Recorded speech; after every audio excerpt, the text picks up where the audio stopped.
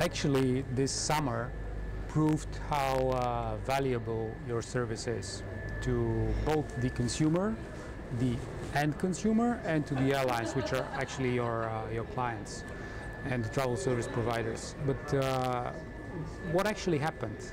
Was it a nightmare as we saw it throughout the planet and especially in Europe, or do something else? So we're not going to hide behind anything. It was definitely a much more problematic time than ever before. It was a combination of factors that kind of all came in together, of many countries opening up, either themselves allowing passengers to leave or countries allowing people to come in with very, very limited or minimal restrictions. At the same time, the beginning of the pre-summer holiday period, many airports had a very significant staffing issues. Airlines, whether it was pilots, in-flight crews, maintenance, etc. Many airlines had not yet brought the aircraft back from mothballing or storage or wherever they were. At the same time, the leisure business picked up drastically on the level that the amount of people flying with luggage was way higher than ever before, because people hadn't flown for 2 years and they now weren't going away just for the weekend with a bag on their back. Rather, they were coming with 2 weeks worth of clothing for the whole family. And the result in that was, as certain people have told us in the industry, that aircraft were going out overweight way more than they'd ever seen before. I can confirm that, yeah, from first-hand experience. And the result in that was more bags than before, airports that were understaffed, and as soon as any major airport somewhere, whether it was in Europe or in the US or in Asia or in Africa, that had a lot of connecting passengers, had the slightest system fault for just too long, even a matter of a few hours, but at a busy time of day, you suddenly got 600 bags that weren't loaded on 4 flights, but everyone's still checking in. And now the bags are loading up, and they're now in the terminal, and now they're outside on the ground outside the terminal, not even being loaded. And now suddenly, overnight, it is becoming a zoo. Now, the airlines had sold the tickets a while ago. It's not that they can stop selling tickets. They sold these tickets 3 months ago.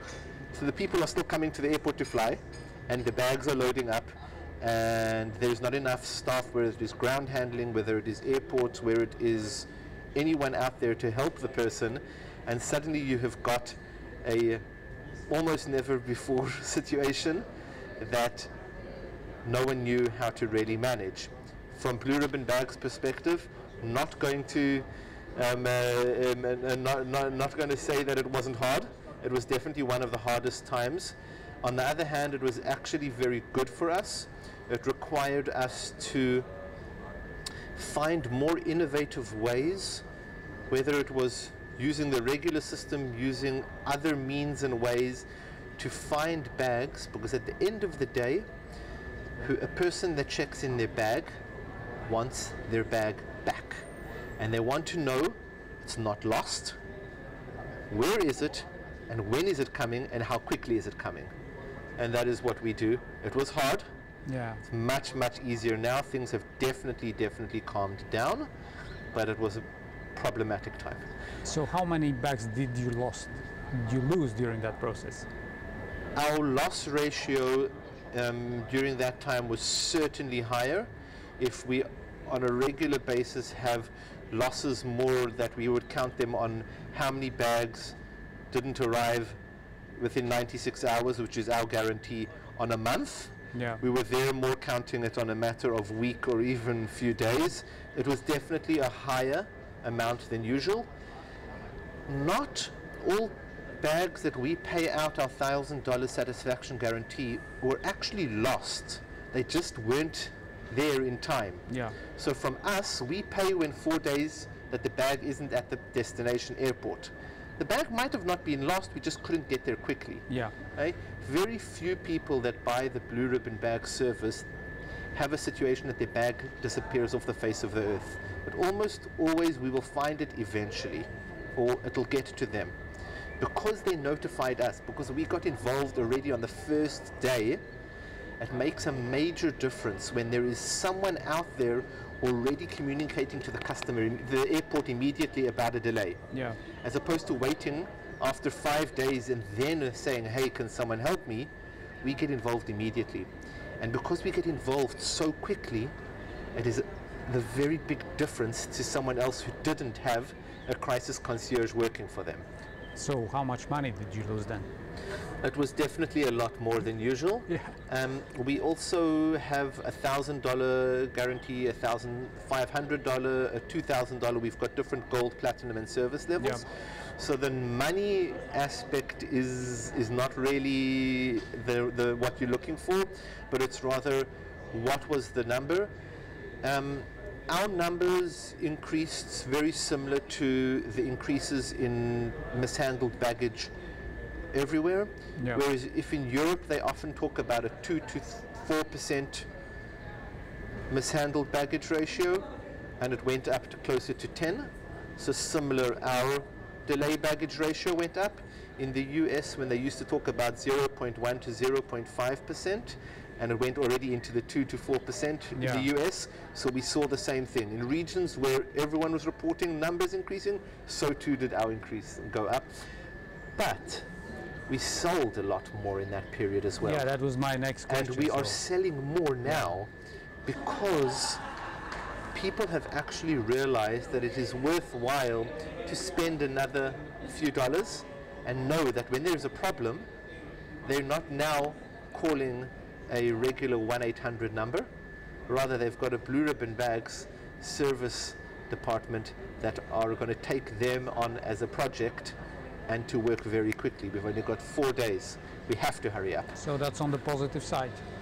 Whenever a crisis arises, especially on that scale, there is a new opportunity. And for you, you were the right guys at the right time on place. So Yeah. what about next steps? What are the lessons learned from what we saw? So the lessons learned that we've definitely found is prior to everything that had happened in the last few years, most of the Blue Ribbon Bag sales were a passenger-to-passenger booking, meaning that the travel agent would book it, okay, Jonathan wants it, Maria doesn't want it, and they would sell it one by one. Yeah. Now, more and more of the travel agencies, where it is the group agencies, the corporate agencies, are including Blue Ribbon Bags without asking the customer. They're either giving it for free or including it in their service fee because they don't even want to ask the customer anymore, do you want to pay another $5? Yeah. They're telling them, you have to have it. Exactly. Because it's worth your while. So that is a very big change now, that there are travel agencies that actually every single booking includes Blue Ribbon Bags. It's not even a question anymore. Well, now it's part of the deal, It's just now part of the package. Yeah. That has become way more common. Another interesting side of it is we're having many more airlines are actually selling our service as an airport delayed luggage service, because the airlines have realized that really most airlines don't actually manage luggage. It is a ground handling company. Exactly. And sometimes these ground handlers change, and sometimes the loading ground handling company doesn't actually work in the destination country, and it is different communications medium, and the customer wants someone to talk to. The airline does not want the customer to phone their reservations department, because the reservations department cannot see baggage movement. And the airlines would rather not have a 20-minute waste of the phone call where they could be selling a ticket. Yeah. They would rather let the person say, look here, we understand that sometimes there is a problem with luggage. Here is a service that we give you the opportunity to subscribe to before your booking. And that means a huge growth in your business. Our Now, business has certainly grown. Also, another growth came during the pandemic times, when, as you can imagine, travel bookings went very low. But anyone who ever looked up in the sky saw that there were aircraft. Yeah. And they weren't all cargo aircraft. There was passenger movement throughout the entire pandemic period. Certain places in the world it was very minimal. It was different region by region. And it was obviously different region by region. And so our sales team had to challenge themselves to say who is on the plane and how are they booking their flight. Someone is selling them the ticket, and it forced us to find new sources of sales to work out who are these travel agencies or online travel agencies that we don't know about. And so it resulted is that actually our sales base grew during the pandemic. So now you have a larger funnel. And now our funnel is way bigger because now everyone is selling, and so now we've got even more people selling. So how important is the targeting process for you? And by targeting I mean using even social media activity of the people in order to predict when and where are they gonna travel. So we definitely do a lot of seasonal targeting, very often in certain regions, very common in Southeast Asia. Prior to, for example, the Chinese New Year, they will often have 2 or 3 months before there will be a travel trade fair with package deals. Very, very common that our team, our regional managers out in Southeast Asia will focus on the group operators in that region. The same thing will often happen that we will connect with major travel groups, travel agency groups that we know are very, very busy with ski holidays, sports equipment, or when we know that it's a time that there's a lot of school tour groups going out. And so by doing that, we will often make sure that one of our sales force focuses on that segment at that time of the year. We are lucky that a lot of our sales are going by a pretty significant word of mouth.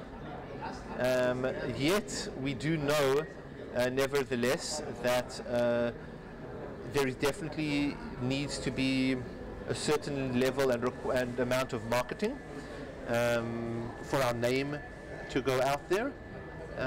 But we don't just focus on online travel agencies or airlines or group. We every region focuses on what is the most common booking medium in that region, and we review our strategies pretty often because things change.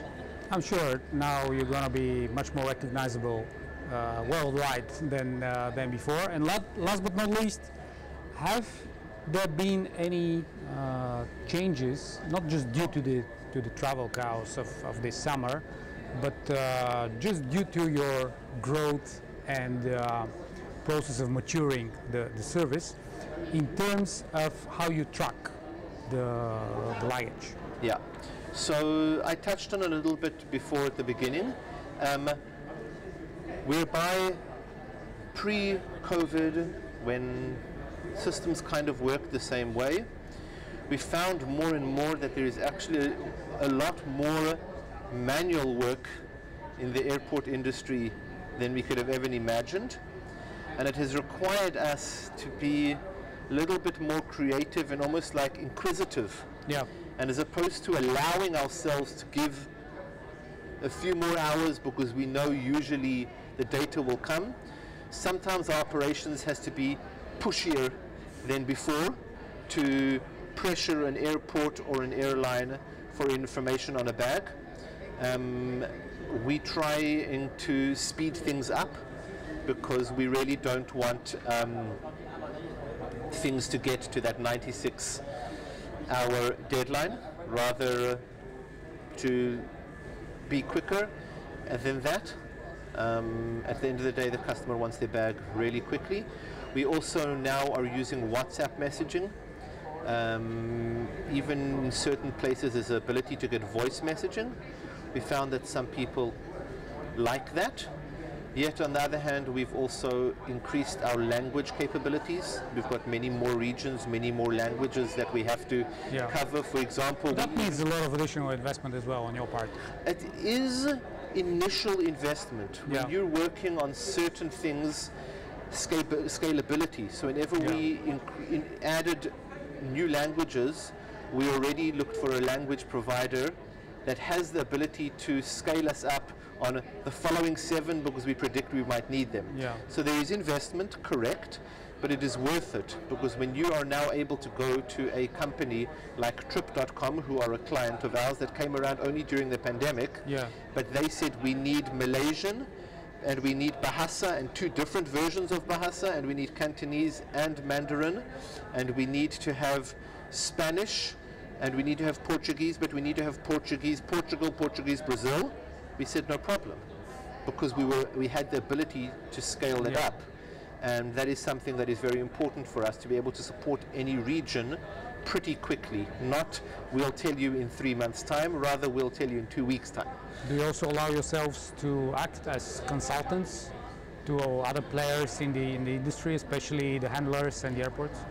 That is not a business segment that we're working in at the moment. We definitely have a lot of questions.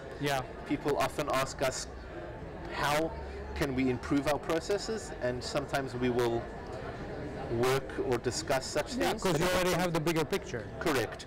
But at the moment, it is not part of our business to be advisors for ground handling companies, not at this time. Just to make things easier for yourself, that's what I mean. Yes, that is definitely something to consider. It is not something that we do right now. And to improve the service overall, because obviously all of those guys need that.